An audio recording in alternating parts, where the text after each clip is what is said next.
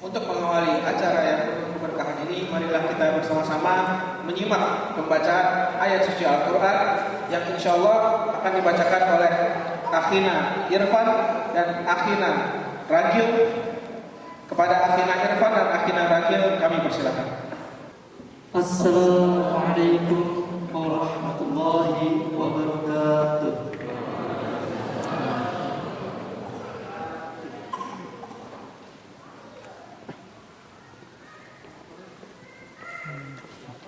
أعوذ بالله من الشيطان الرجيم. بسم الله الرحمن الرحيم.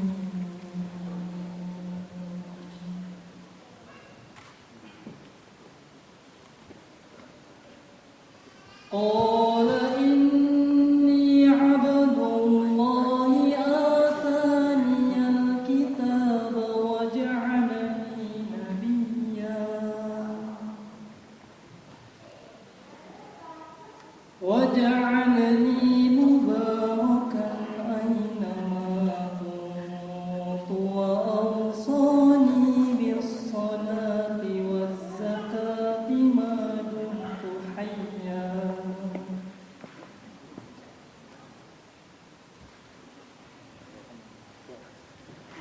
وبرا بوالدتي ولم يجعلني جبارا شقيا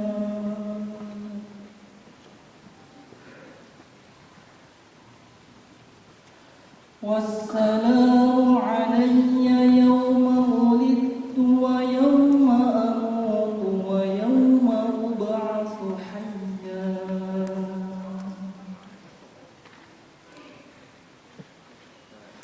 ذلك عيسى بن مريم قول الحق الذي فيه يمترون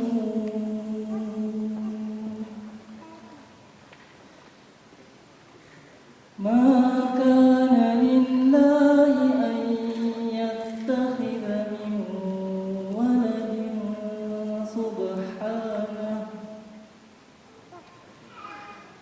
إذا قضى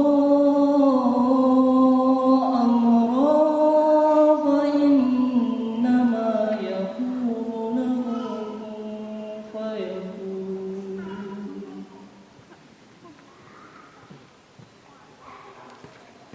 صدق الله العظيم. Aku berlindung kepada Allah dari godaan syaitan yang terkutuk dengan menyebut nama Allah yang Maha Pengasih lagi Maha Penyayang. Dia Isa berkata, sesungguhnya aku hamba Allah. Dia memberiku kitab Injil dan dia menjadikan aku seorang nabi. Dan dia menjadikan aku seorang yang diberkahi di mana saja aku berada.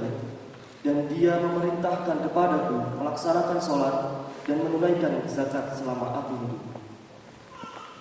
Dan berbakti kepada ibuku, dan dia tidak menjadikan aku seorang yang sombong lagi celaka. Dan kesejahteraan semoga dilimpahkan kepadaku pada hari kelahiranku, pada hari wafatku, dan pada hari aku dibangkitkan hidup kembali. Itulah Isa putra Maryam yang mengatakan perkataan yang benar, yang mereka meragukan kebenarannya. Tidak patut bagi Allah mempunyai anak, Maha Suci Dia. Apabila Dia hendak menetapkan sesuatu, maka Dia hanyalah berkata kepadanya, jadilah, maka jadilah sesuatu. Assalamualaikum warahmatullahi wabarakatuh.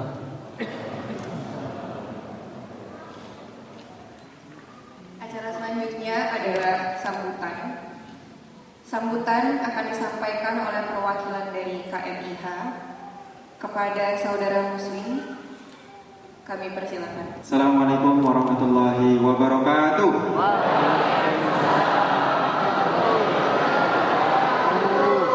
Terima kasih banyak. Alhamdulillahirabbil alamin. Kita bisa berkumpul bersama di tempat yang megah, di Salam Music Hall dalam acara Tabligh Akbar yang diselenggarakan oleh keluarga Muslim Indonesia Hamamatsu. Beri tepuk tangannya.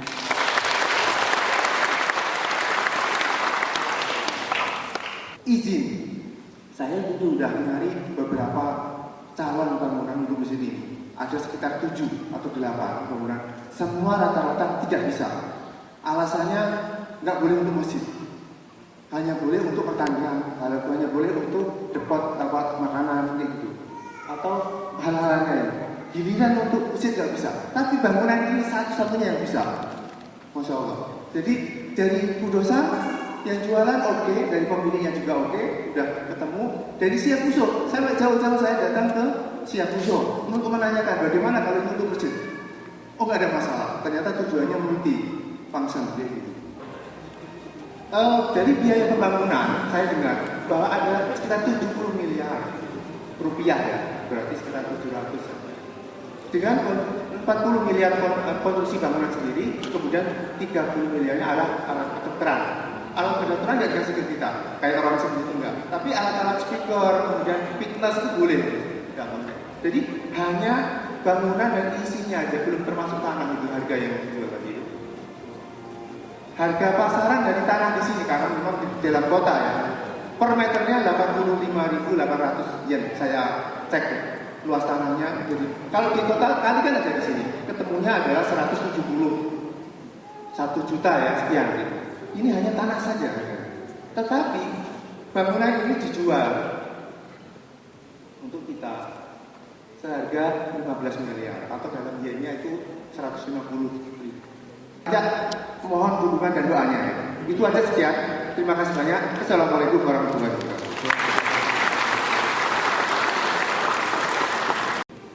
Terima kasih banyak kepada Pak Anang atas pengumumannya terkait pembangunan Masjid Indonesia Hamamatsu.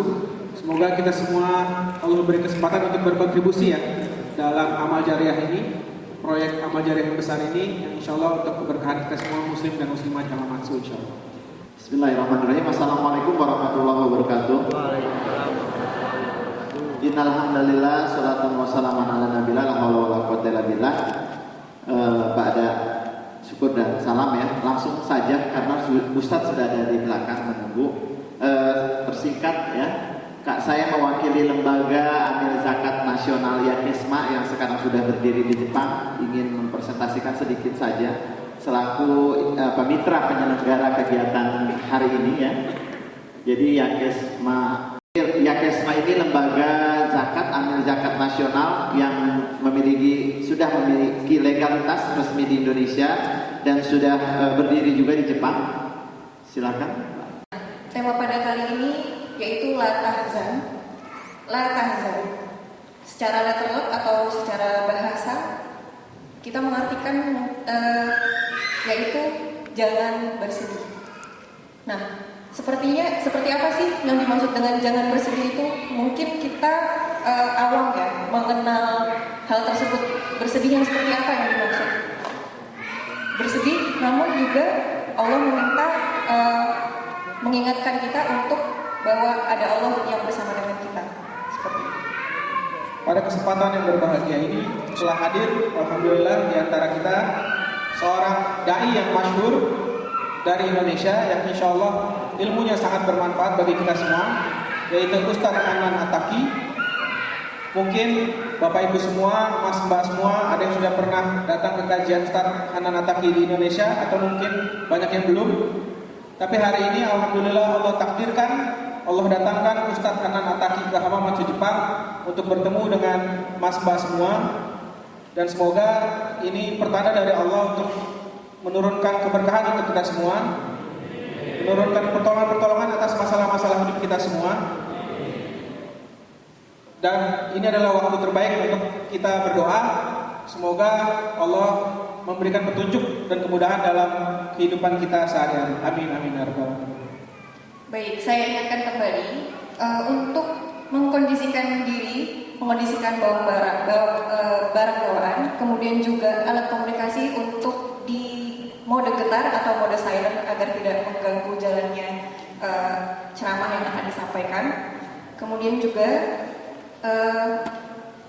Kita kondisikan juga, mungkin ada yang masih kursinya kosong-kosong bisa maju, lebih maju lagi ke depan. Yang masih ada di belakang silahkan boleh maju, karena di EKI juga masih ada yang menunggu OTW ke sini, seperti itu. Baik, mari kita simak dengan seksama dan penuh hikmat apa yang akan beliau sampaikan kepada Ustadz Hanan Ataki. Kami persilakan.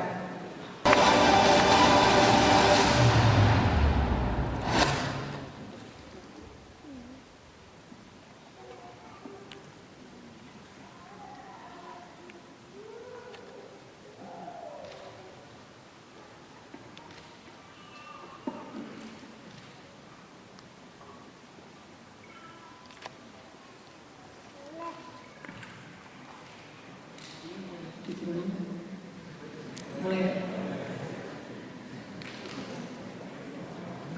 Kurang cocok sama perawat saya.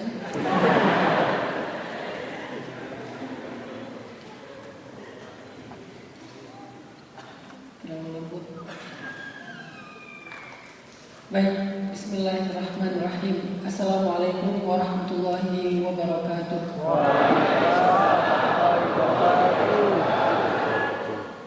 Alhamdulillahirabbil alamin.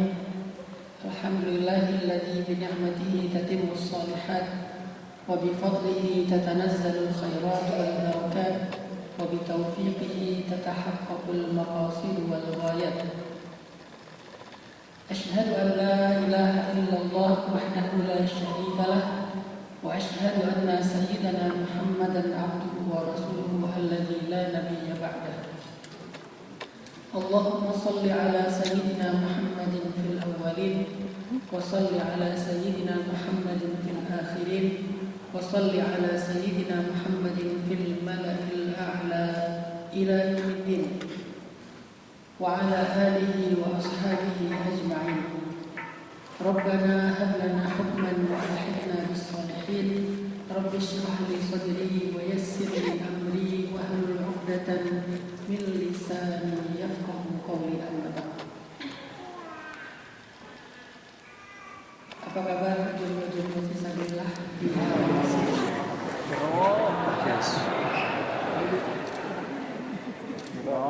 Maaf ya, biar nggak terlalu tegang.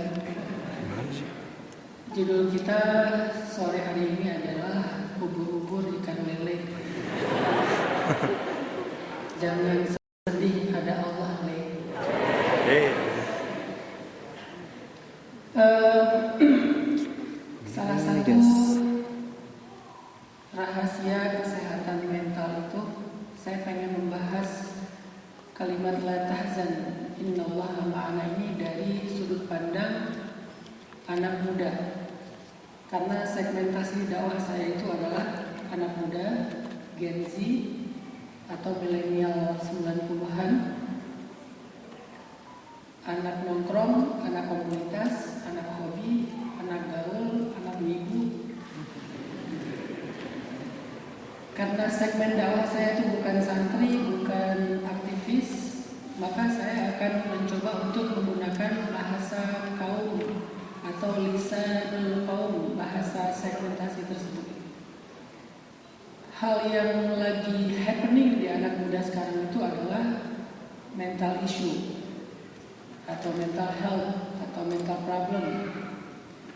Sehingga saya mencoba untuk menggunakan POV anak muda ini dalam berbagi literasi Islam, supaya Islam ini gak cuma jadi sebuah wawasan, tapi menjadi sebuah mindset, pola pikir, rasa, emosional, behavior, perilaku, dan aplikatif dalam kehidupan sehari-hari. Nah, ketika kita mencoba untuk memahami firman Allah di dalam surat At-Taubah ayat 40 tersebut, yaitu kalimat la tahzan innallaha ma'ana, ternyata ayat ini relate banget sama kehidupan anak muda sekarang. Karena dia berbicara tentang al-hazan. Tadi sama MC sempat disinggung juga tentang pemaknaan al-hazan, tapi coba saya tambahkan sedikit.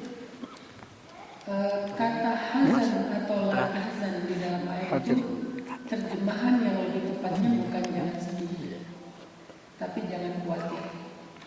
Kurang Walaupun udah terlanjur populer di Indonesia, la tahzan, jangan bersedih. Kalau dalam bahasa Arab, sedih itu lebih banyak dipakainya alham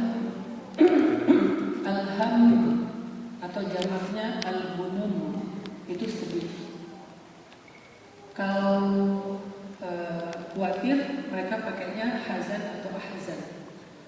Dan dalam konteks ayat 40 surat At-Taubah, karena dulu saya ketika di Mesir ngambil jurusan tafsir, itu konteksnya bukan lagi bersedih, itu konteksnya lagi khawatir. Waktu itu kan kita tahu Rasulullah bersama Abu Bakar lagi sembunyi di dalam gua Sur, kemudian bertemu sama musuh, walaupun musuh nggak tahu kalau ada mereka. Nggak apa-apa gitu. Jumlah musuh lebih banyak dan mereka itu adalah para prajurit bayaran lah. Kanan dikit. Sehingga Abu Bakar mengkhawatirkan keselamatan Rasulullah SAW. Lalu Abu Bakar mengatakan, ya Rasulullah, kita cuma berdua, sementara mereka banyakkan. Bagaimana kalau mereka menemukan kita ya Rasul? Maka kemudian Nabi menasihati Abu Bakar dengan kata-kata, ya Abu Bakrin, ma dhannuka bisnain, Allahu salisuhuma, la tahzan, innallaha ma'ana. Kemudian direkam di dalam Al-Quran. Wahai Abu Bakar, kenapa engkau berpikir kita cuma berdua? Bukankah Allah yang ketiga? Jangan khawatir Abu Bakar, Allah bersama kita. Jadi kata hazan atau la tahzan artinya jangan khawatir. Kenapa saya katakan ayat ini relate banget sama anak muda? Kalau kita menerjemahkan hazan dalam bahasa mental health, maka kalimat hazan itu artinya anxiety disorder, panic attack, overthinking, dan seterusnya. Atau bahasa sederhananya was-was, galau, bingung, takut, khawatir, cemas. Itu adalah hazan. Dan anxiety ini, kesedihan ataupun kekhawatiran ini seringkali merusak kesehatan mental seseorang. Jadi gak bisa tidur karena overthinking, jadi terlalu kemana-mana pikirannya, muncul panic attack, sehingga gak bisa mengontrol perilakunya, sehingga jadi bingung sendiri dalam menentukan pilihan hidup. Itu diawali dengan kekhawatiran yang berlebihan. Dan banyak dari kita yang mengkhawatirkan masa depan. Misalnya ada cewek umurnya 25 tahun tapi belum menikah. Padahal bisa aja takdirnya menikah dengan cowok yang lebih muda dari dia 15 tahun. Kayak Khadijah dengan Rasulullah. Kalau dia sekarang 25 tahun, berarti calon suaminya itu baru kelas 4 SD. Dia lagi sibuk-sibuk kerjain PR, malah diajak nikah ya. Sehingga usia 25 tahun itu bukan alasan kita untuk khawatir seolah-olah kayaknya kita semakin sulit menemukan jodoh kalau di konteksnya jodoh. Gitu juga dengan rezeki. Ngerasa kayak kapan ya jadi orang yang kaya, bisa punya rumah sendiri, bisa punya kendaraan sendiri. Nanti kalau punya anak, saya mau biayain anak sekolah gimana, dan seterusnya. Ada rasa khawatir tentang masalah rezeki yang membuat kita panik.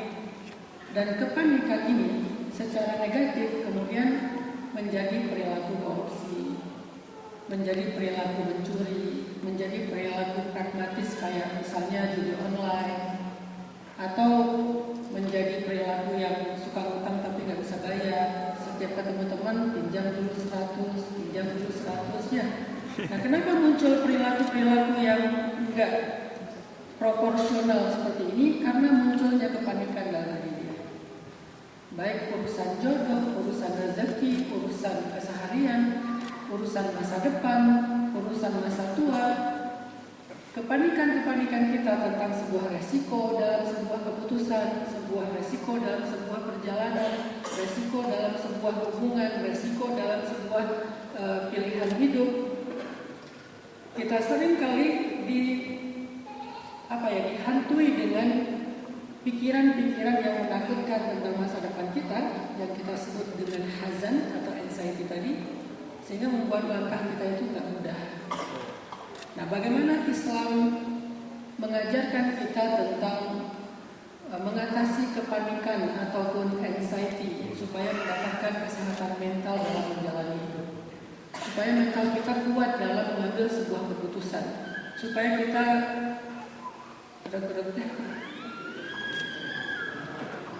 tenang supaya kita tenang dalam memilih gitu, nggak yang galau gitu, supaya kita mantap ketika kita mengambil sebuah sikap. Nah, apa ajaran atau nasihat Al-Quran, nasihat hadis, nasihat Islam agar kita memiliki mental yang sehat, yang terhindar dari anxiety yang berlebihan? Maka muncullah cerita di dalam surat At-Taubah ayat 40, la tahzan innallaha. Apa kata kuncinya di situ? Ma'iyatullah. Kata kuncinya adalah innallaha ma'ana. Sesungguhnya Allah bersama kita. Kemampuan kita merasakan kebersamaan Allah dalam bentuk ilmu, dalam bentuk kudrat, dalam bentuk iradat, dalam bentuk ilman, segala sifat-sifat yang wajib bagi Allah yang menjadi kebaikan dalam kehidupan kita, kemampuan kita merasakan ma'iyah Allah dalam kehidupan kita, itu tuh modal penting untuk mendapatkan mental health atau kesehatan mental. Karena yang membuat kita khawatir salah satunya adalah kita ngerasa gak punya siapa-siapa, kita ngerasa gak mampu, kita ngerasa gak punya apa-apa, kita ngerasa bingung, kita ngerasa bodoh. Dan emang itulah fitrah manusia. Manusia itu bodoh, jahulah. Manusia itu lemah, dhaifah. Manusia itu tergesa-gesa, ajulah. Manusia itu dasarnya yang banyak ruginya, khusrin. Innal insana lafi khusrin. Nah, gimana cara biar kita tuh nggak terjebak dalam kerugian, nggak hanya modalnya kebodohan kita, kebingungan kita, kefakiran kita dalam menjalani hidup. Harus ada yang kita andalkan. Kan kita pede kalau ada yang bisa kita andalkan. Pede karena punya teman yang misalnya jagoan gitu. Pede karena punya backing. Pede karena punya orang tua yang kaya. Pede karena apa? Pede karena ada modal. Pede karena ada apa misalnya. Kepedean, keberanian kita itu muncul karena kita merasa nggak sendiri, ada sesuatu atau ada seseorang. Nah, dalam hidup ternyata belajar merasa dibersamai oleh Allah itu modal penting untuk memiliki kesehatan mental dan menghindari anxiety. Anxiety-nya Abu Bakar adalah, ya Rasulullah, kita cuma berdua. Saya nggak bawa senjata, engkau juga tidak punya senjata, tapi musuh kita banyak. Sedangkan Rasulullah dengan pedenya mengatakan, "Ma'an muka bisnain Allah salisuhuma." Kenapa kamu pikir kita cuma berdua? Bukankah Allah yang ketiga? La tahzan, jangan khawatir. Innallaha ma'ana. Allah bersama kita. Yang akan melihat, yang mengetahui, yang akan menolong kita, yang akan memberikan keselamatan bagi kita. Merasakan ma'iyah Allah dalam kehidupan kita itu penting sekali. Itu bagian dari ilmu tauhid ma'rifah. Jadi tauhid itu bukan cuma menghafal nama-nama dan sifat-sifat Allah. Wallahul ladzi la ilaha illa huwar rahmanur rahim. Bukan hanya menghafal nama-nama. Allahul wujud qidam baqa mukhalafatuhu lil hawadith qiyamuhu bi nafsihi wahdaniyah qudrah iradah. Bukan hanya menghafal sifat-sifat, tapi tauhid yang sampai ke level hakikah atau ma'rifah ketika kita benar-benar bisa merasakan kebersamaan Allah di dalam kehidupan kita. Walaupun mungkin secara wawasan kita nggak hafal sifat 20-nya, kita nggak hafal asma 99-nya, kita nggak hafal teori apa itu konsinnya, Tapi ketika kita merasakan Allah bersamai kita, kita nggak pernah sendiri. Kita tuh ada di level hakikah, walaupun bukan seorang yang ahli secara teori. Ma'rifah, arif billah, dia kenal dengan Allah. Dan itulah yang membuat Nabi itu kuat dalam menjalani berbagai macam ujian dakwah. Ketika Nabi sedang duduk di bawah sebuah pohon, ceritanya Nabi lagi me time. Dan me time ini sudah Nabi, by the way. Bukan egois me time itu. Kalau dalam teori mental health, me time itu masuknya ke time boundaries. Jadi ada teori personal boundaries. Dalam personal boundaries itu nanti ada banyak varian lagi. Ada yang namanya emotional boundaries, ada yang namanya time boundaries, batasan pribadi kita. Ada yang namanya batasan waktu. Dan Nabi itu membuat batasan waktu yang dimana beliau nggak mau diganggu oleh siapapun. Bahkan ketika beliau diganggu oleh sahabat, Allah menegur para sahabat. Misalnya kayak ayat di surat Al-Hujurat ya. Ketika para sahabat memanggil Nabi di balik tembok, ya Rasulullah, ya Rasulullah gitu ya. Padahal Rasulullah itu lagi di rumah quality time dengan keluarganya, sedang memberikan hak keluarga. Dipanggil-panggil karena ada kebutuhan. Allah tegur, janganlah kalian memanggil Nabi dengan suara yang keras.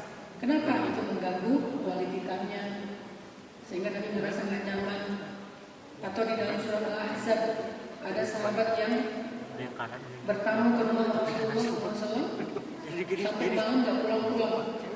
Dan Nabi nggak enak nyuruh mereka pulang karena Nabi itu orangnya tuh bilang gini, Ra'ufur Rahim, Ra'ufah itu nggak enakan.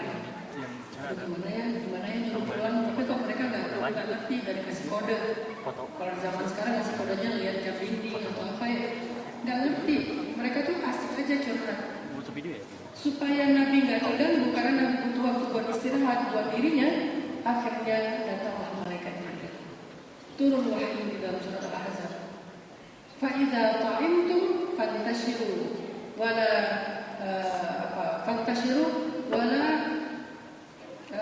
تَسْتَأْنِسُونَ بِحَدِيثٍ. Janganlah kalian memperpanjang pembicaraan. Fantashiru, pulanglah kalau udah selesai makan. Sampai Allah yang menyuruh mereka pulang supaya Nabi tidak terganggu waktu buat dirinya sendiri. Itu namanya time boundaries. Ada waktu yang dibatasi. Termasuk fikih, kalau anak laki-laki sudah balik, akil balik, ada waktu di mana dia kalau masuk ke kamar ibunya harus ketuk pintu. Itu namanya time boundaries. Dan itu bagian dari personal boundaries dalam kesehatan mental, baik mental anak maupun mental ibunya. Dan kesehatan mental disebut dengan tazkiyatun nafs. Zalikum azkalakum athhar. Itu lebih sehat untuk jiwa kalian dan lebih bersih untuk emosi kalian, gitu kan? Nah, itu ada dalam teori Islamnya. Cuma memang beda ustadz, beda concern pembahasan. Karena saya segmennya adalah anak muda, concernnya di mental issue. Ada juga ustadz yang mungkin umatnya adalah orang-orang tua misalnya. Maka materinya tentang husnul khotimah, misalnya siksa kubur, gitu ya. Karena orang tua, walaupun kematian sebetulnya nggak ada usia sih. Ada ustadz umatnya segmentasinya ibu-ibu. Biasanya dalilnya harta suami, harta istri. Sampai sekarang cari itu dalil dari mana ya? Ini ustadz dengan segmentasi ibu-ibu. Karena saya umatnya anak muda tadi, maka POV-nya adalah isu-isu yang akrab dan relate sama anak muda. Nabi itu lagi duduk di bawah sebuah pohon di habis perjalanan jihad. Kemudian karena Nabi capek, pas sampai di sebuah rest area, oase kalau dulu ya mata air, para sahabat ngumpul kan istirahat di situ kan. Akhirnya Nabi menjauh dari para sahabat. Namanya me time, pengen sendiri, nggak mau dikawal bahkan oleh Abu Bakar, Umar dan siapapun, pengen sendiri aja. Duduklah Nabi di bawah pohon istirahat, memejamkan mata, lagi break sebentar gitu. Tiba-tiba terasa dingin di leher beliau. Pas beliau buka mata, ada seorang musuh yang menghunuskan pedang di leher Nabi. Dan pedang itu kalau ditarik sedikit aja udah selesai. Karena saya gini-gini juga jagal ya. Ini mah jagal hanam namanya. kita setiap Idul Adha itu kan motong sapi sendiri kan, dan kita punya metode motong sapi nggak boleh lebih dari 3 detik. Saya kalau nyembelih 2 detik, rekor tercepatnya murid saya 1 detik. Itu belum ngeluarin udah selesai. Sek. Jadi nyembelihnya sek udah selesai. Kalau saya sek 2 kali. Saking tajamnya dan ada tekniknya kan. Tekniknya termasuk kayak menghitung nafas sapi supaya pas kita sembelih darahnya tuh ngucurnya deras. Kenapa saya setiap posting tentang nyembelih itu nggak nutup pakai daun pisang? Karena edukasi. Ketika saya sembelih itu saya pengen nunjukin, lihat nih darahnya tuh muncrat kencang. Kenapa? Karena saya ngitung nafas sapinya. Sehingga ketika keluarnya banyak, semakin banyak darah yang keluar, semakin low kolesterol dagingnya. Dan itu teknik ihsan dalam Islam. Termasuk nanti dia pompa pakai salah satu kakinya kan nggak mau diikat, yang diikat 3, yang satu dilepas, dia pompa darah. Tapi hari ini kita nggak lagi belajar tanpa jagal. Yang saya ingin sampaikan adalah pedangnya itu tajam. Saya punya beberapa jenis golok, namun untuk nyembelih itu tajam banget tuh. Saking tajamnya, di sedikit udah langsung sobek. Semuanya yang harus dipotong tuh terputus. Jadi nggak butuh lama-lama sampai ganti pistol dulu, tadi harus pakai bawang, soalnya jadi tumpul gitu, nggak ada. Ditaruhlah pedang di leher Nabi. Terus musuhnya mengatakan, ya Muhammad, kalau aku ingin membunuh kamu, siapa yang bisa menyelamatkan kamu? Nabi dengan tenang menjawab, Allah, Allah, Allah 3 kali. Jatuh pedang di tangan musuh tersebut karena dia bentak. Diambil pedangnya, dihembuskan balik sama Nabi. Kalau aku ingin membunuh kamu sekarang, siapa yang akan menyelamatkan kamu? Kata dia, cuma kamu wahai Muhammad. Nabi balikin lagi pedangnya, ternyata akhirnya dia sadar dan masuk Islam. Apa pelajarannya di sini? Kenapa Nabi begitu yakin? Kenapa Nabi begitu tenang? Karena beliau bisa merasakan ma'iyah Allah dalam kehidupan beliau. Tapi ini jangan dipraktekin di sini ya. Nanti nauzubillah ada begal, serahin dompetnya. Allah.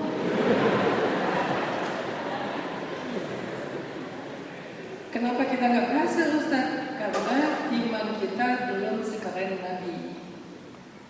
Keajaiban dalam hidup berbanding lurus dengan tingkat keajaiban iman kita kepada Allah.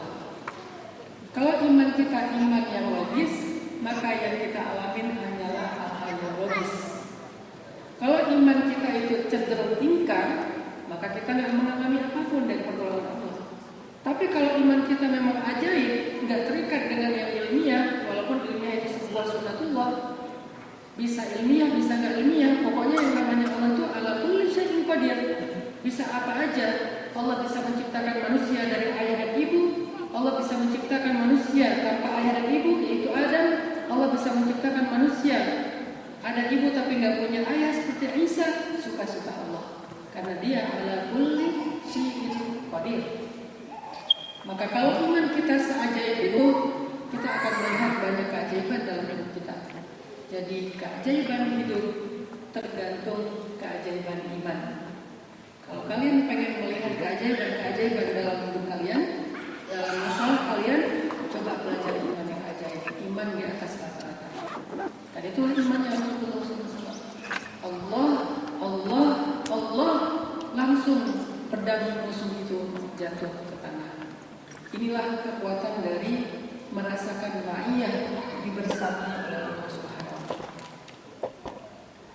Dan itu juga yang bisa kita temukan. Jadi kalimat Innallaha ma'ana itu bukan cuma kalimat yang diucapkan Nabi SAW saja, tapi juga kalimat yang diucapkan oleh para anbiya sebelum Nabi Muhammad SAW.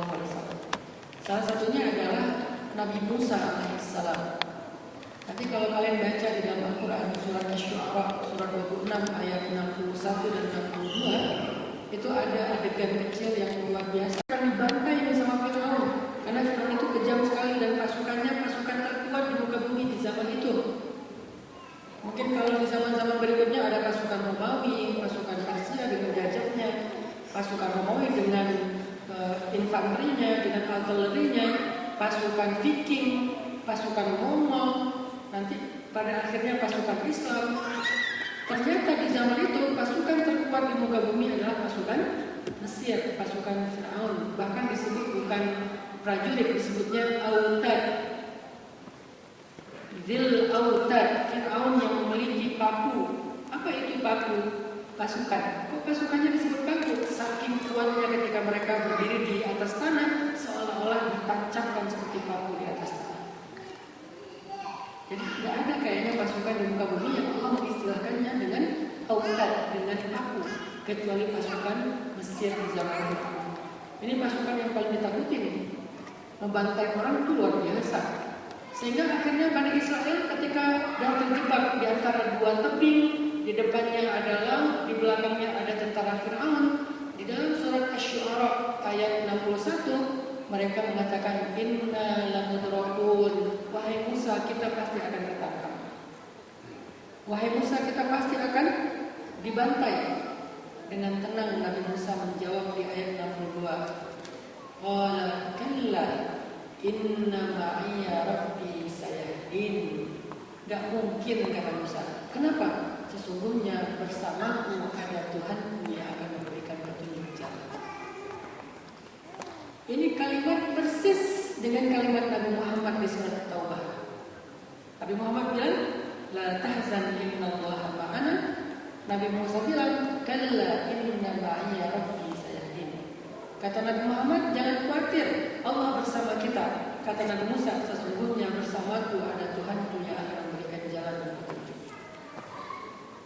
Jadi merasa dibersamai oleh Allah itu kekuatan yang luar biasa yang membuat seseorang itu gak menyerah di masa-masa yang paling kritis. Dan tahukah kita, justru di fase yang paling kritis, di titik yang paling nadir, di kondisi yang paling berat itu adalah kondisi di mana seseorang sangat dekat dengan pertolongan Allah. Pertolongan Allah itu dekat dengan kondisi yang paling berat dalam kehidupan kita. Tapi di kondisi itu juga banyak orang yang menyerah. Padahal kalau dia bersabar sedikit lagi dengan keyakinan Allah membersamai dia, sebentar lagi dia akan melihat keajaiban. Tapi banyak orang yang justru menyerah ketika kondisi paling berat seperti Bani Israel. Inna mudrakun, kita udah pasti kalah, kita udah pasti ketangkap, kita pasti celaka. Mereka udah pengen nyerah.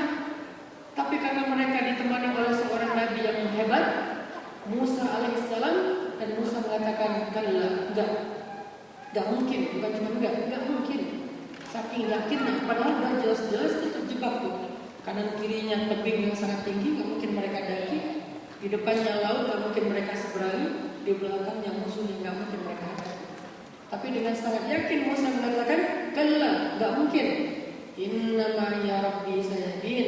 Enggak mungkin kita celaka, enggak mungkin kita kalah, enggak mungkin kita hancur. Karena sesungguhnya bersamaku ada Tuhanku yang akan memberikan jalan atau petunjuk. Maka dalam kondisi yang paling berat itu, ketika seseorang punya modal ma'iyah dari Allah, punya modal dibersamai oleh Allah, enggak lama kemudian mereka akan melihat keajaiban. Dan keajaiban itu dilihat oleh Nabi Muhammad di Gua Hira, di Gua Zur, dan juga dilihat oleh Nabi Musa di Laut Merah. Apa keajaiban di Gua Zur? Walaupun ini agak sedikit debatable di antara ulama, tapi saya mengambil pendapat yang mengatakan seperti ini. Allah mengutus laba-laba untuk membuat sarang di mulut gua. Sehingga ketika musuh datang untuk memeriksa di daerah gua itu, mereka melihat di mulut gua itu ada sarang laba-laba yang bahkan belum rusak sama sekali. Sehingga mereka secara logis berpikir, gak mungkin ada orang yang bisa masuk ke dalam gua ini tanpa merusak sarang laba-laba. Berarti kalau sarang laba-labanya gak rusak, udah pasti di dalamnya gak ada orang. Apa yang capek-capek kita periksa? Itu keajaiban. Sederhana, tapi benar-benar menyelesaikan masalah. Mungkin kita anggap sepele laba-laba, atau kita menganggap sepele tentang seekor baklullah, seekor nyamuk. Tapi bagi Allah itu gak sepele. Allah punya rencana dengan hal itu.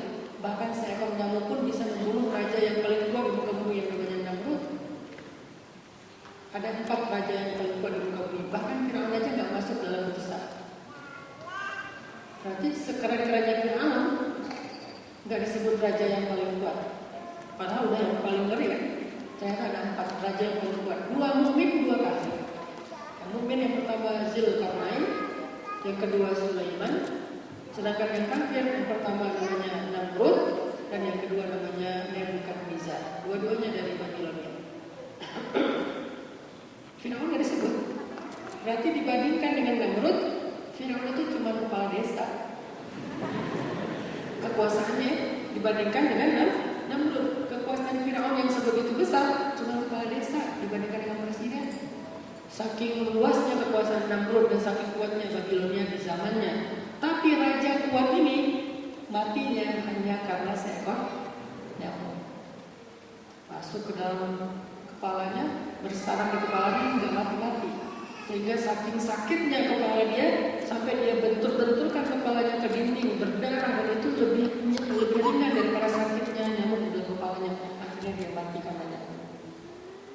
Begitu juga laba-laba, buat Allah itu bukan sepele.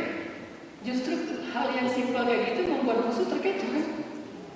Kalau batu, mungkin musuh akan berpikir ini kayaknya batu dibuat sama orang yang di dalam nih supaya terlindungi. Kalau batu atau apalagi tembok, apalagi baja, itu jauh lebih membuat musuh curiga. Justru Allah punya rencana yang sangat brilian.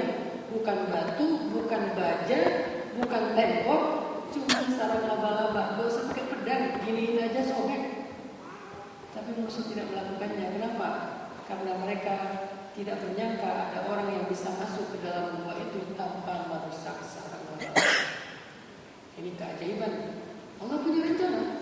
Kita nggak harus tahu rencana itu sejak awal. Dan disitulah berlakunya iman.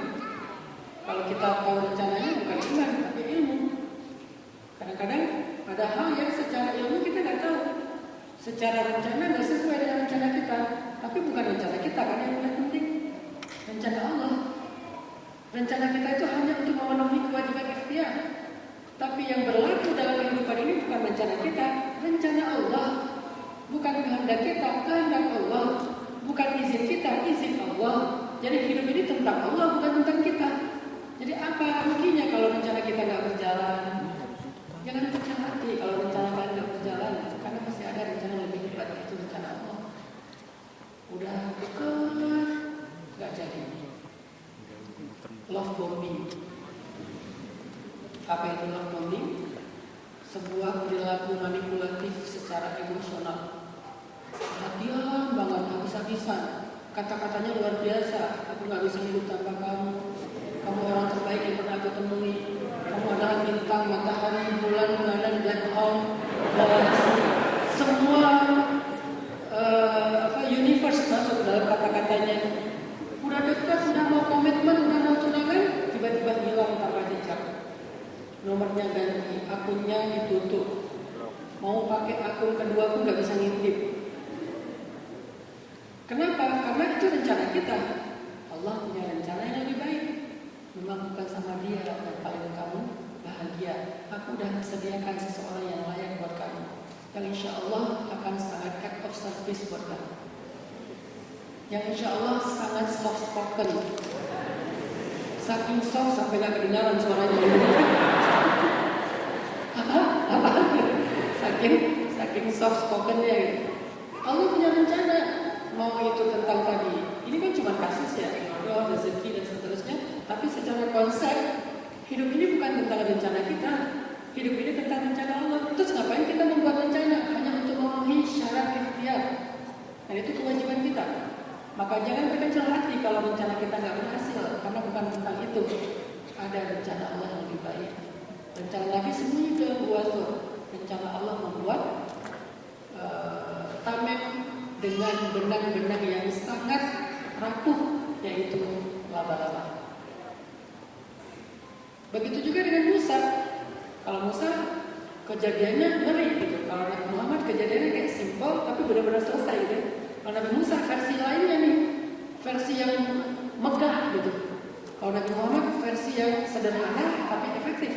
Kalau Nabi Musa versi yang megah. Apa megahnya? Allah memerintahkan kepada Musa, فَأَوْحَيْنَا إِلَى مُوسَى أَنِ اضْرِبْ بِعَصَاكَ الْبَحْرَ فَانْفَلَقَ فَكَانَ كُلُّ فِرْقٍ كَالطَّوْدِ الْعَظِيمِ. kami ilhamkan kepada Musa, kami wahyukan kepada Musa, anadrib bi'asakal bahr, pukullah tongkatmu ke laut itu. Dipukul sama Nabi Musa, maka terbelahlah laut itu menjadi 12 jalan tol. Yang selama ini kita baca di komik kan kayak satu jalan gitu kan? Enggak loh, 12. Ada 12 lorong-lorong yang sangat banyak. Kenapa 12 Ustaz? Karena Bani Israel itu terdiri dari 12 suku. Mereka nggak mau berbagi. Saking susahnya mengatur Bani Israel. Sampai di jalan tengah laut aja masih berantem. Ini jalan aku, rame kan? Daripada rame, udah dibagi jadi 12 jalan. Maka setiap kullu firqin kattawil azim. Maka setiap belahan itu seperti gunung yang besar dan mereka masuk di tengah-tengah di antara gunung. 12 jalan di tengah lautan. Bukan seperti komik yang selama ini kita bayangin, satu jalan lurus, kanan kirinya dinding air, itu mah Moana. Yang ada dinding air terus disentuh gitu ya, terus datang Bantare gitu kan, itu Moana. Kalau Nabi Musa bukan kayak gitu, dia bukan satu jalan tapi 12 jalan. Sehingga akhirnya singkat cerita Nabi Musa dan Bani Israel selamat, bahkan musuhnya tenggelam di laut tersebut. Apa modalnya? Kalla inna ma'aya rabbi sayahdin. Apa modal Nabi Muhammad dan Abu Bakar selamat di Gua Zur? La tahzan innallaha ma'ana. Jadi kalimat Allah bersama kita itu kalimat yang sangat mahal. Kalimat yang dengannya Allah membelah lautan menjadi 12 belahan. Kalimat yang dengannya Allah mengutus satu hewan kecil tapi bisa mengalahkan musuh-musuh yang banyak. Kalimat la tahzan innallaha ma'ana, ma'iyah, adalah kalimat tauhid, kalimat ma'rifah, kalimat yang sangat mahal dalam iman kita. Pertanyaannya, kenapa Nabi Musa begitu yakin Allah bersama beliau? Jawabannya ada di surat Toha ayat 46. Inilah cara kita belajar Al-Quran dari satu ayat ke ayat yang lain karena saling menjelaskan. Jawabannya ada di surat Toha ayat 46. Ketika Nabi Musa dengan Nabi Harun pertama banget diutus ke Fir'aun, idhaba, pergilah kalian berdua berdakwah kepada Fir'aun. Terus mereka mengatakan, inna nakhafu ay yafrutu alaina aw ay yatgha, kami khawatir dia akan menyakiti kami atau dia akan berlaku zalim kepada kami, ya Allah. Ada kekhawatiran pada diri Nabi Musa dan Nabi Harun. Kemudian Allah menasihati Musa dan Harun di ayat 46 surat Toha, la takhafa innani ma'akuma asma'u wa ara. Jangan takut wahai Musa dan Harun, sesungguhnya aku bersama kalian berdua mendengar dan melihat. Apa maksudnya? Di awal tuh Allah udah ngajarin kepada Musa dan Harun tentang pentingnya merasakan ma'iyah Allah dalam menjalani sebuah urusan hidup, dalam menjalani sebuah challenge dakwah yang sangat berat. Challenge-nya nggak biasa, challenge-nya mendakwahi raja yang paling zalim di zamannya. Apa modalnya? Modalnya ma'iyah, merasakan Allah membersamai mereka. Bukan membersamai secara fisik, karena itu bab akidah dan kita tidak mengambil akidah Allah itu punya fisik seperti manusia, karena kita ahlu sunnah wal jamaah. Ma'iyah di sini tuh artinya ma'iyah dalam ilmu, ma'iyah dalam iqtidah, ma'iyah dalam nusrah. Ma'iyah di sini artinya Allah membersamai kita karena Allah Maha Tahu, Allah Maha Melihat, Allah Maha Mendengar, Allah Maha Menolong. Itu ma'iyahnya. Gak perlu nanya Allah sebelah kanan apa kiri kita ya Ustaz. Gak perlu nanya kayak gitu, karena ma'iyahnya itu bukan dalam bentuk wujud yang kita bayangkan, tapi dalam bentuk ilmu, dalam bentuk ikhtilah, dalam bentuk nusrah, dalam bentuk putrah, dan seterusnya. Sehingga Allah kasih brief kepada Nabi Musa dan Harun sebelum berangkat menemui Fir'aun, la takhafa, jangan khawatir wahai Musa dan Harun, jangan takut wahai Musa dan Harun, innani ma'akuma asma'u wa ara, aku bersama kalian berdua mendengar dan melihat. Sehingga nanti Ketika puncaknya Nabi Musa terjebak di antara dua tebing laut dan musuh itu, dengan yakin Nabi Musa mengatakan, "Kalla, inna ma'iya rabbi sayahdin." Sesungguhnya bersamaku ada Tuhanku yang akan memberikan jalan. Karena dulu Tuhanku pernah bilang, "La takhafan, innani ma'akum wa asma'u wa ara." Jangan khawatir, aku bersama kalian untuk mendengar dan melihat. Jadi kata-kata la tahzan innallaha ma'ana itu poinnya adalah innallaha ma'ana. Baru kita bisa menyembuhkan hazan, anxiety, kesedihan. Gak apa-apalah kita terjemahkan sedih, walaupun lebih tepatnya anxiety. Barulah kita bisa dapat syarhus sadar, lapang dada. Barulah kita bisa merasakan tenang dalam menjalani resiko-resiko kehidupan kita. Kenapa? Karena kita percaya innallaha ma'ana. Allah membersamai kami. Itulah pentingnya belajar Fa'iyah sebagai salah satu bentuk ma'rifat. Ini poin pertama. Poin kedua, teman-teman yang dirahmati Allah SWT, bagaimana cara kita belajar merasakan ma'iyah Allah membersamai kita dalam hidup. Kalau tadi, apa bentuk ma'iyah Allah dalam kehidupan kita? Kenapa kita penting untuk merasakan itu? Why-nya. Kalau sekarang how? Gimana caranya kita mendapatkan keajaiban seperti Nabi Muhammad di Gua Thur, Nabi Musa di Laut Merah, dengan merasakan ma'iyah Allah dalam kehidupan mereka? Apa yang harus kita pelajari? Bagaimana belajarnya? Kalau dalam ilmu tasawuf itu disebut dengan apa tariqahnya, apa riyadahnya, apa suluknya, apa jalannya, apa exercise-nya, apa metodenya untuk bisa merasakan ma'iyah Allah dalam kehidupan kita. Kalau kita belajar ilmu tasawuf, teman-teman, karena dalam Islam itu ilmu itu ada 4. Ilmu pokok dalam Islam itu ada 4. Pertama namanya ilmu akidah, kedua namanya ilmu syariah, ketiga namanya ilmu tasawuf, dan keempat namanya ilmu tentang tanda-tanda kiamat. Ini 4 ilmu pokok dalam Islam yang terkandung di dalam satu hadis namanya Ummus Sunnah, hadis Jibril alaihissalam. Akidah, rukun iman. Syariah, rukun Islam. Tasawuf diistilahkan di hadis itu dengan ihsan. An ta'budallaha ka'annaka tarah, fa in lam takun tarah fa innahu yarak. Jadi kalau ada orang yang mengatakan tasawuf itu sesat, kayaknya dia perlu belajar lagi literasi Islam. Karena literasi Islam itu luas sekali dan tua banget. Perlu kita pelajari sebelum kita menyimpulkan. Cuman istilahnya aja yang baru. Sebagaimana banyak istilah dalam keilmuan kan namanya juga bidang ilmu ya.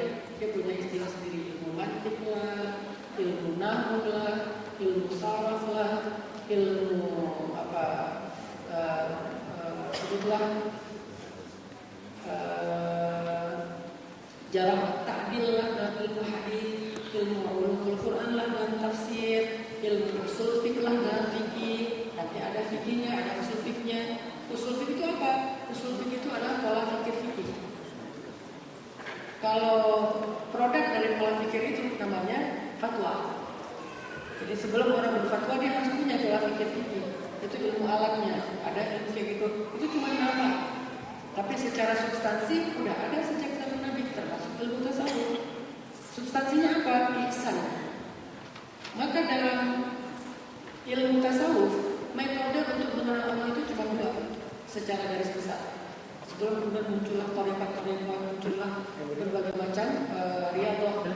Metodenya itu cuma 2. Kalau kita pakai hadis Jibril, riwayat Muslim dari Umar bin Khattab, itu ihsan. Anta budallaha ka'annaka tarah, fa in lam takun tarah fa innahu yarak. Udah di itu dulu.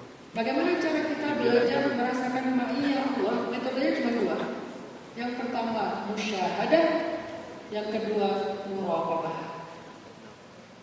Musyahadah, muraqabah. Tahu saya mana memang. Dan 2 ulama tasawuf yang sangat terkenal di dunia, yang pertama misalnya salah satunya ada Abu Hasan As-Sazili, sehingga punya thariqah namanya Syazili ya. Kalau nggak kedip habis. Beliau menganut metode musyahadah. Dan saya lebih banyak belajar tentang konsep musyahadah. Atau ada Imam Al-Ghazali, Sahih Ihya yang menulis kitab Ihya Ulumuddin, beliau menganut metode muraqabah, muhasabah. Nah, hari ini saya pengen berbagi dengan kalian metode musyahadahnya nih. Gimana cara kita belajar merasakan Allah membersamai kita dengan metodologi musyahadah. Apa itu musyahadah? Musyahadah itu menyaksikan. Apa itu menyaksikan? Melihat Allah. Melihat Allah maksudnya melihat kekuasaan Allah, melihat ayat-ayat Allah, melihat keagungan-keagungan Allah yang ada di hadapan kita. Inna fi khalqis samawati wal ardi wa ikhtilafil laili wan nahar wa ikhtilafil laili wan nahari la ayatin liulil albab. Apa yang ada di langit di bumi dalam penciptaannya, dalam silih bergantinya musim, sesungguhnya adalah bukti-bukti kebesaran Allah dan kita perlu melihat itu. Ini namanya metode musyahadah, melihat, menyaksikan. Apa yang kita saksikan kebesaran Allah pada diri kita, pada sekeliling kita, pada alam semesta, di langit, di bumi, di laut dan seterusnya. Semakin jeli kita melihat itu, semakin kita mengakui kebesaran Allah. Semakin kita bisa mengakui kebesaran Allah, semakin kita merasakan ma'iyah Allah di dalam hati kita, sehingga kita nggak gampang anxiety. Coba lihat, tidakkah kamu memperhatikan? Allah kan sering nyuruh kita memperhatikan kan? Bagaimana onta diciptakan, bagaimana gunung ditancapkan, bagaimana langit ditinggikan, bagaimana awan diarak, bagaimana hujan diturunkan, bagaimana ini, bagaimana itu, bagaimana bumi dihamparkan. Tidakkah kamu perhatikan? Allah suruh kita memperhatikan itu. Bukan cuma suruh lihat, perhatikan. Apa bedanya melihat dengan memperhatikan? Lihat dengan mata, perhatian dengan ilmu. Berarti ada yang namanya scientific. Coba perhatikan secara scientific, lebih scientific lagi.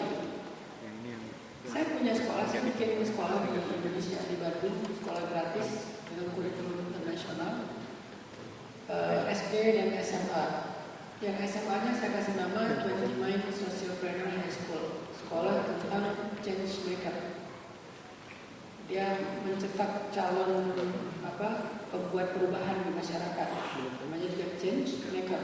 Dalam bahasa dakwah disebut dengan mujaddid, para pembaharu, para pembuat perubahan, para pencetak tonggak-tonggak peradaban. Salah satu materi di dalam kurikulum 21 itu adalah belajar tentang ekologi.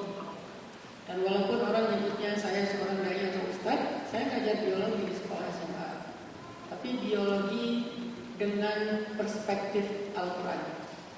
Saya ngajarin marine biology karena saya seorang scuba diver, saya suka nyelam. Dan saya kalau nyelam itu lebih cenderung ke scientific dive, nyelam untuk mempelajari hal-hal yang ilmiah, bukan fun dive yang buat konten di Instagram dan TikTok ya. Lebih ke scientific dive, kita pelajari tentang koral dan seterusnya. Sehingga saya ngajarin beberapa materi marine biology tapi sifatnya refleksi tentang renungan-renungan. Saya juga ngajarin tentang vegetasi hutan hujan tropis, tentang pohon kanopi perannya seperti apa, pohon evergreen perannya seperti apa, dan seterusnya, lantai dasarnya hutan perannya seperti apa, bla bla bla. Pokoknya peran-peran ekologis, ilmu yang diajarkan Allah kepada Adam dulu, yang kemudian udah hilang, diambil sama orang-orang yang bahkan nggak beriman. Kaum muslimin sendiri nggak mengerti itu, karena itu ilmu nenek moyangnya Adam. Kita belajar itu. Ternyata semakin saya melihat kebesaran Allah, contohnya di laut aja, semakin saya tenang menjalani hidup. Kenapa? Ternyata Allah itu benar-benar pemelihara. Gak ada satupun makhluk yang dia biarkan kelaparan, yang dia biarkan tidak dapat rezeki. Semua diatur sama dia. Contoh, di laut itu saya belajar tentang fitoplankton.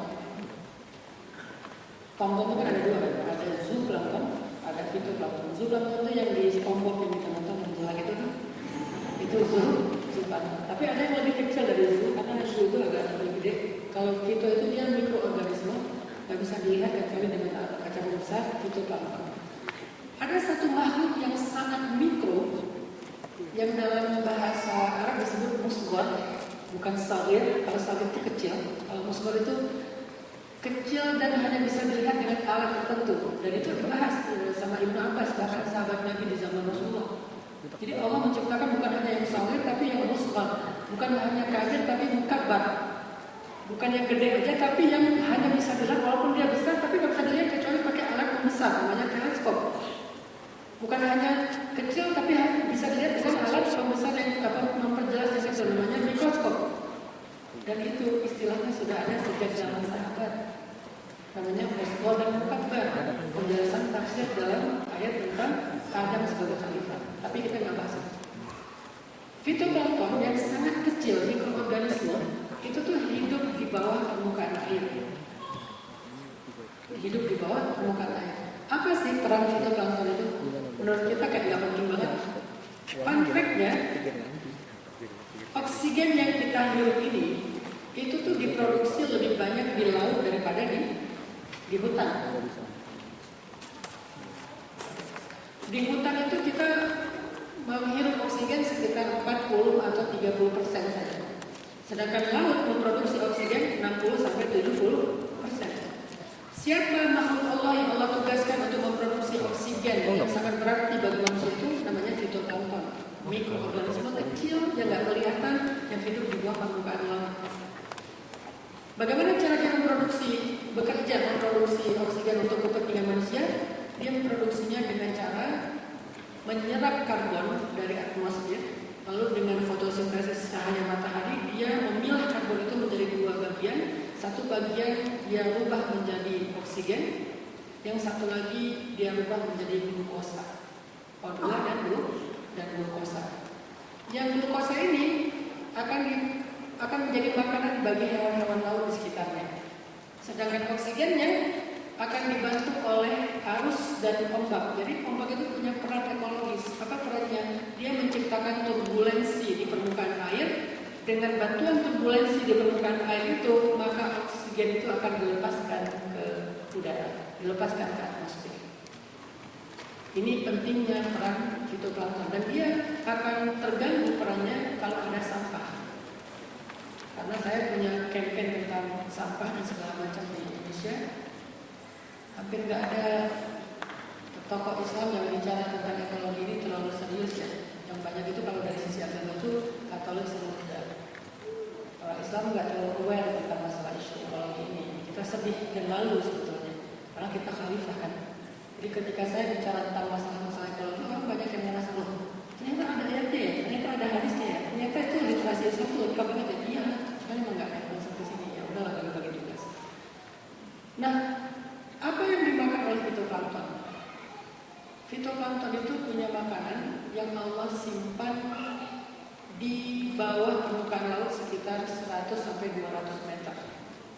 Jadi dia hidup di bawah permukaan air, sementara di bawah dasar air itu 200 meter itu makanannya. Gimana cara dia makan? Kan dia nggak mungkin naik turun.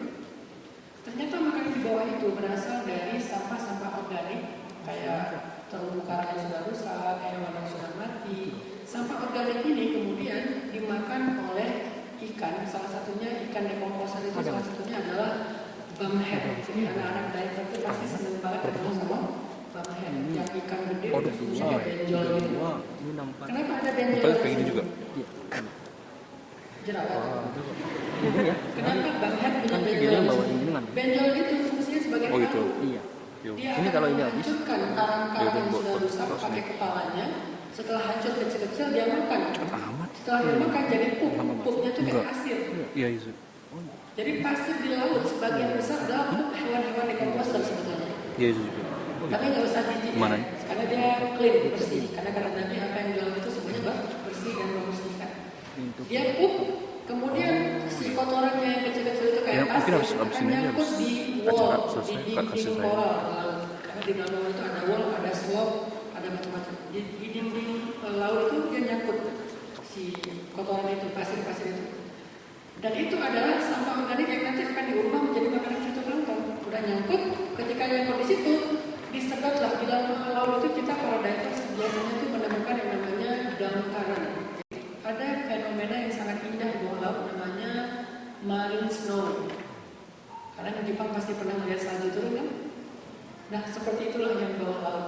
Kayak ada salju yang turun turun di wallnya laut, dan yang turun itu sebenarnya bukan sangat hutan, itu pasir-pasir dari kutnya Banghead disedot sama arus bawah, terjadilah fenomena kayak marine snow gitu ke bawah, lalu bahan-bahan organik tadi, sampah-sampah organik tadi sampai ke dasar, diolah oleh satu bakteri di bawah namanya cyanobacteria.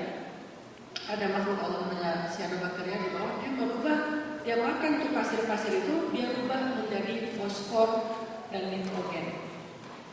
Setelah dia rubah menjadi fosfor dan nitrogen, muncul lagi arus atas. Nah kan nanti airnya itu nyembur, bukan nyedot, tapi nyembur ke atas.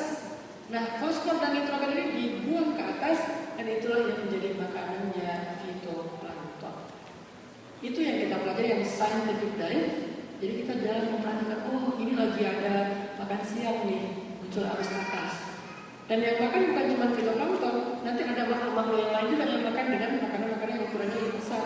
Muncul mantare yang gede banget, wibawa banget gitu. Muncul hammerhead, hiu yang kepalanya kayak palu.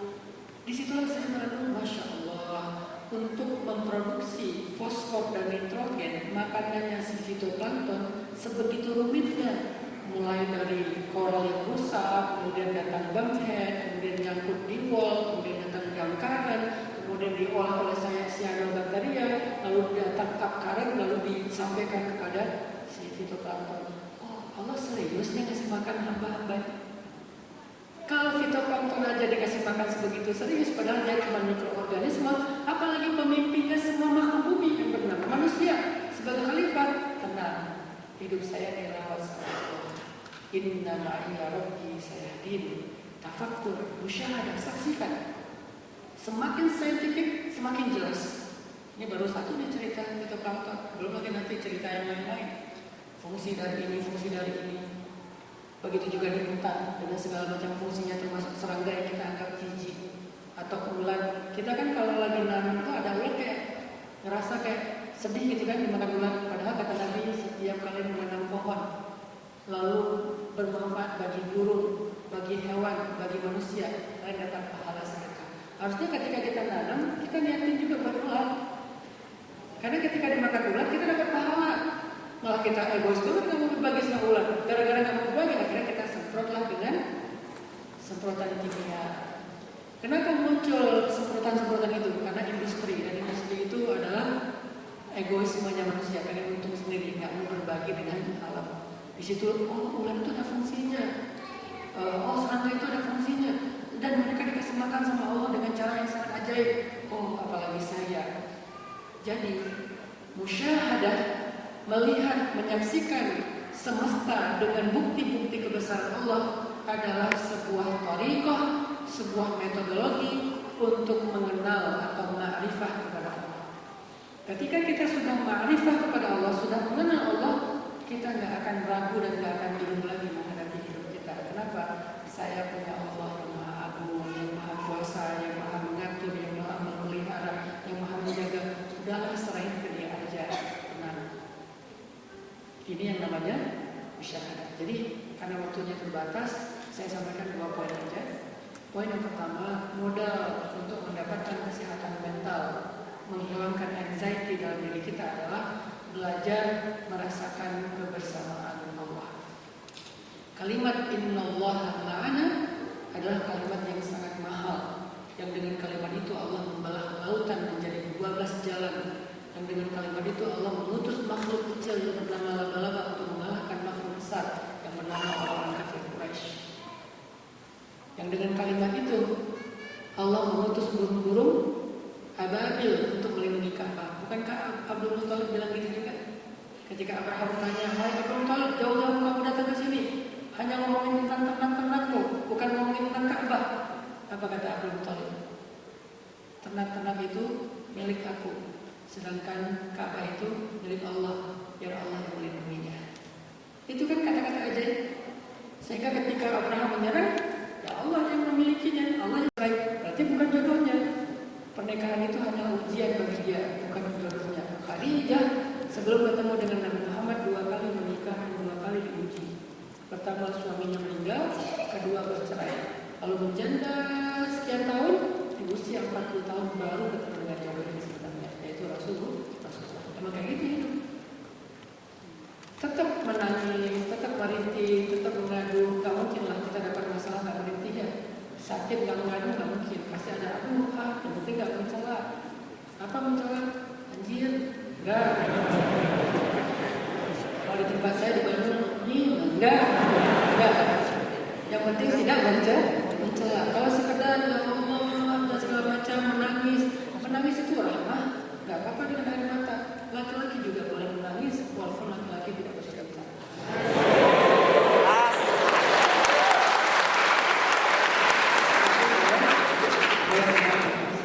Cuman yang kelihatan. Soalnya kan laki-laki gengsinya gede ya. Jadi coba belajar kembalikan dulu kepada takdir. Hidup, mati, jodoh, rezeki. Kalau Allah mentakdirkan makanan itu adalah rezeki kita, sebutir beras pun gak akan jatuh ke piring orang lain. Kalau Allah takdirkan beras itu adalah rezeki orang lain, sebutir beras pun gak akan jatuh ke piring kalian. Terus ngapain korupsi sampai 1 kuadrili? Namanya dengan korupsi dia dapat tambahan rezeki? Enggak, itu buktinya apa? Bisa dinikmati nggak hasilnya? Enggak, disita.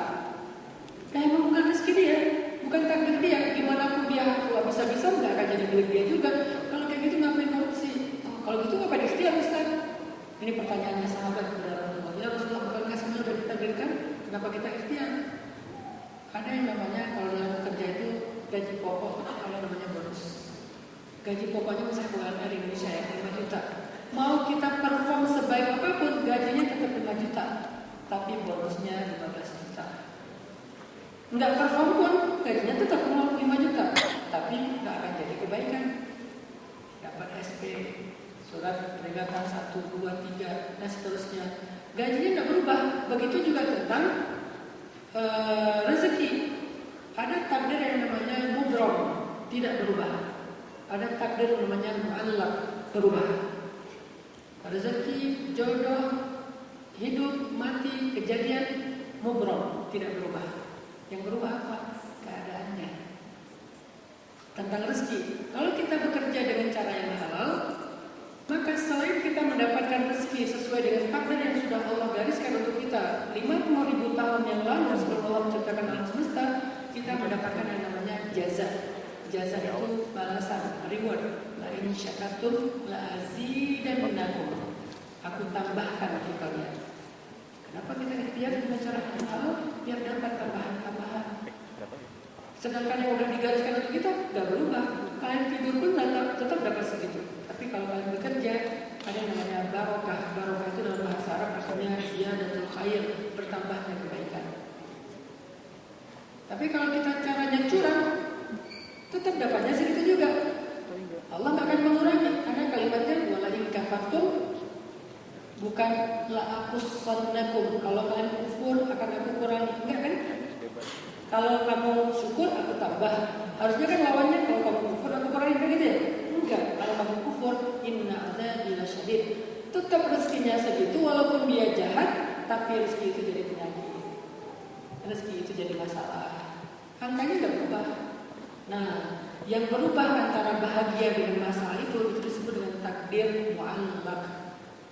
Angka yang tadi yang nggak berubah namanya takdir mubrom. Sehingga pertanyaan kedua, bisa nggak kita rubah takdir? Allah Subhanahu Wa Taala berfirman di dalam Al-Quran surat Ar-Ra'd.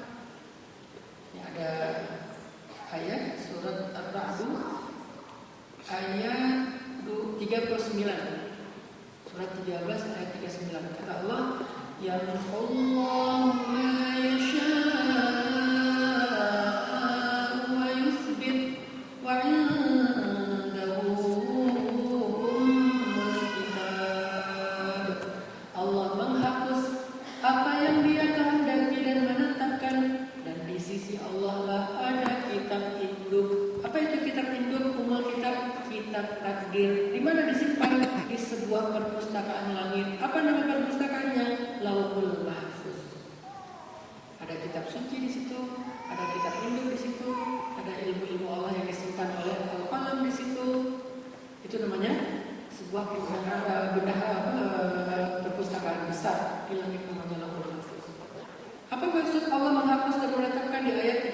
kesimpulan surah Al-A'raf ini, kata para ulama tafsir, ada takdir yang dihapus dan dirubah. Sehingga Umar bin Khattab dan Abdullah bin Mas'ud mengajarkan kita satu doa untuk merubah takdir. Dan Nabi sendiri juga bersabda, la yarudul qada illa doa. Tidak ada yang merubah takdir kecuali doa. Takdir mana? Takdir mu'allaq, bukan takdir mubram. Kalau takdir mubram tidak berubah. Jadi nggak usah khawatir tentang hidup kita. Yang berubah itu keadaannya, mau bahagia atau sengsara. Pacaran nggak pacaran, kalian bakal dapat orang yang sama. Tapi bedanya, kalau nggak pacaran, kalian akan bahagia. Kalau pacaran, kalian akan cekcok terus. Karena caranya bukan yang Allah, tapi orangnya tidak berubah. Nah ini bagian kita yang mana? Bukan bagian siapa orangnya, tapi bagaimana keadaan ketika ketemu dia. Itulah pilihan kita. Maka disitulah berlaku ayat fa'alhamaha fujuraha wa taqwaha wa hadainahum najdain. Kami berikan pilihan kepada mereka mau. Namanya Ihsan. Mungkin di sini kita ada hal yang biasa ya. Tinggal di negeri rantau, boleh dikatakan banyak yang dibilangkan pejuang LDR.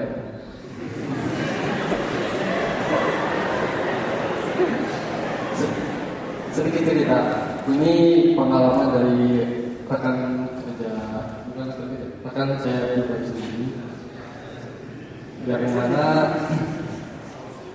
beliau sebelum berangkat ke Jepang itu sudah mengkhidbah perempuan di Indonesia.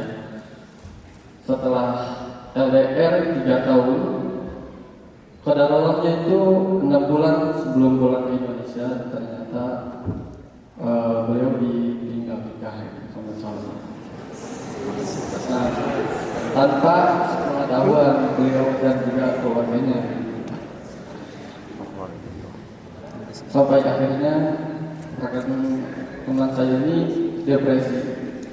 Dan nauzubillah itu sampai ada niatan atau ada kepikiran untuk mengakhiri.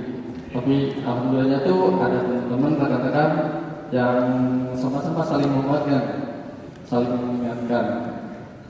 Yang diperlukan iya. Bukan. Yang pertanyaannya itu, apakah rekan saya ini termasuk orang yang terzalimi dan siap apa untuk menerima takdir yang Allah berikan? Satu lagi masih ya. Apakah bisa takdir itu dirubah dengan doa dan usaha? Yang mana saya tahu sendiri dengan kapasitas kita sendiri yang masih kurang jauh lebih dari kata baik, yang masih awal dan juga penuh perasaan, meminta untuk jodoh yang lebih baik daripada kita. Mungkin itu yang mau saya sampaikan. Terima kasih. Wassalamualaikum warahmatullahi wabarakatuh.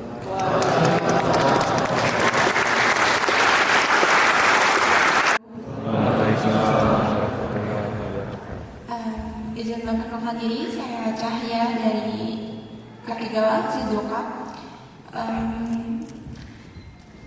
Izin bertanya Bapak Ustaz, untuk seperti yang saya sudah simak kajian hari ini tentang la tahzan, kita tidak usah khawatir bahwa Allah dekat dengan kita. Misalkan kita sudah menerapkan berusaha untuk tidak khawatir, percaya bahwa Allah dekat dengan kita, takdir Allah lebih baik dan Allah Maha Besar. Tetapi bagaimana dengan lingkungan, teman atau bahkan keluarga yang meragukan kita, melantarkan perkataan-perkataan yang mungkin malah membuat kita down ya teman-teman. Bagaimana sikap kita dan tanggapan yang baik ke mereka ini seperti apa ya Ustaz? Segitu dari saya. Mohon maaf dari sana. Terima kasih. Assalamualaikum warahmatullahi wabarakatuh. Waalaikumsalam. Kufur atau mau syukur, mau menjadi orang yang benar atau enggak benar, itu pilihan kita. Maka Umar bin Khattab mengajarkan satu doa merubah takdir, dan doa ini juga diajarkan oleh Ibnu Mas'ud, sahabat Nabi. Apa doanya? Kalau kalian mau menghafal, boleh direkam. Tapi kalau mau rekam syaratnya satu, jangan lupa pakai filter yang bagus itu. Pokoknya kalau nggak putih sayanya nggak ada repost. Doa merubah takdir dari Umar bin Khattab dan Abdullah bin Mas'ud. Allahumma in kunta katabatani min ahli syaqawah famhini waktubani min ahli sa'adah fa innaka tamhu ma tasha'u wa tuthbit wa indaka ummul kitab. Ya Allah, seandainya Engkau mencatat takdirku termasuk orang yang sengsara, hapuslah catatan itu. Catatlah aku termasuk orang yang bahagia. Sesungguhnya Engkau menghapus apa yang Engkau kehendaki dan menetapkan, dan sesungguhnya di sisimulah kitab induk takdir. Udah gini-gini. Tolong yang bagian ini dikrop ya. Ini tentang merubah tak. Salah satu cara merubah takdir itu ikhtiar, berbagi sangka kepada Allah. Itu panjang lah bahasanya. Saya bahas itu di Indonesia dengan judul rahasia merubah takdir. Yang kedua, pertanyaan dari Mbak Cahaya, diragukan oleh lingkungan, apa sikap kita? Buat personal boundaries, buat batasan personal. Jangan biarkan semua orang ada di ruang penting personal kalian secara emosi. Seperti orang ketika membuat kebun, kalau dia nggak bikin pagar, nanti kebunnya dirusak sama ternak, hewan segala macam. Penting membuat pagar. Maka emosi kita, hati kita juga harus dipagari. Memagari hati itu namanya personal boundaries. Kita yang bisa menentukan siapa yang kita tanggepin, siapa yang nggak kita tanggepin. Siapa yang menurut kita penting, siapa yang menurut kita angin lalu aja. Itu namanya personal boundaries. Belajar kalimat saya enggak peduli. Dalam konteks ini, kalimat enggak peduli itu baik. Sesekali kita perlu enggak peduli. Dan enggak peduli adalah sunnah Nabi. Apa dalilnya Ustaz? Enggak peduli itu sunnah Nabi. Enggak semua peduli itu baik. Ada peduli yang enggak baik sama sekali. Contohnya apa? Peduli sama mantan. Pakai akun kedua. Rasanya kan? Peduli kepada mantan salah satu peduli yang tidak baik. Ada bahkan yang nggak peduli itu baik. Walaupun sebagian besar nggak peduli itu buruk, tapi ada nggak peduli yang baik. Apa hadis tentang nggak peduli? Nanti kalian coba teliti lagi doa Nabi sepulang dari Taif. Ketika Nabi dihujat di Taif, dibully, diperlakukan luar biasa, abusive secara verbal, dikata-katain, dilempari batu sampai kening Nabi berdarah. Setelah malamnya Nabi selamat dari kejaran orang Taif di kebun kurma, Nabi berdoa, Allahumma ilaika ashku dha'fa quwwati wa qillata hawani 'ala nas anta rabbul mustad'afin wa anta rabbi illam yakun bika alayya ghadabun fala ubali.